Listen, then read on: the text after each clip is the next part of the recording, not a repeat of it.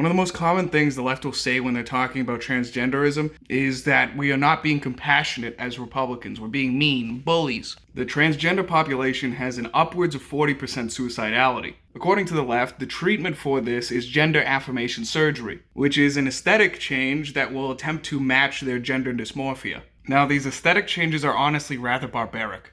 In the case of male to female transgenders, it is the inversion of the penis and ballsack, which creates an open wound which they must disinfect for the rest of their life. And every day for the rest of their life, they must shove dilators into this open wound because the body's natural reaction is to try to heal their new vagina. As the inner lining of this vagina is the ballsack, it will continue to grow hair for the rest of your life, which once a month it will spit out disgusting hairballs. And if you were to get someone in bed with you to screw your neo-vagina, they would be poked by very coarse ballsack hair. In the case of female to male, they will perform a skin graft, usually on your thigh, take the skin and flesh, and construct a new penis out of it.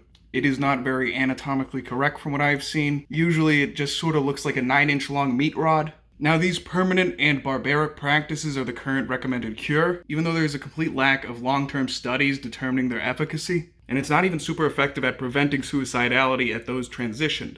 And the process of this cure should start as early as possible, 7 years old, before puberty, utilizing puberty blockers which have a permanent effect on those who use them, disregarding the fact that even with our very limited studies, it seems that upwards of 80 to 95% of these transgender youths will detransition by the time they are 20. It should also be noted that in a lot of the studies that conclude gender reassignment surgery is good, it is entirely politically motivated, to the point of hand-selecting people who they know will give the right answers to participate in the survey. But we don't see this sort of suicidality in any population whatsoever. But we are told that this is because of the transphobia, bullying, and oppression that trans people have to face living in the world. But if that is the case, and we also live in a white supremacist patriarchy, why do we see white people with the highest suicidality? Why do we not see anything similar from black people?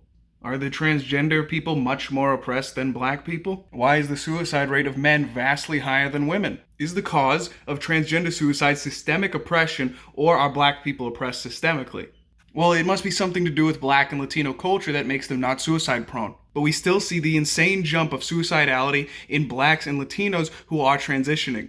Is it strange that the only time we see similar spikes in suicidality is in the mentally ill? It's accepted and understood science that transgenders have co-occurrences with other types of mental ailment, such as anxiety and depression. In 56% of people suffering from schizophrenia, this is also the case. It seems to me that transgenderism, gender dysmorphia, is a mental illness. Then the question is it kinder to accept the delusions and skewed view of reality of a mentally ill person if your heavily schizophrenic friend believes that his arm was created by the CIA in order to track him and disobey him, and he desperately wants for his arm to be removed? Would you recommend that he removes his arm to cure his schizophrenia? Would you say to him, yes, I believe and I understand that your arm is a CIA tracking device. Perhaps it would be easier for you, but it would not be kinder to your friend.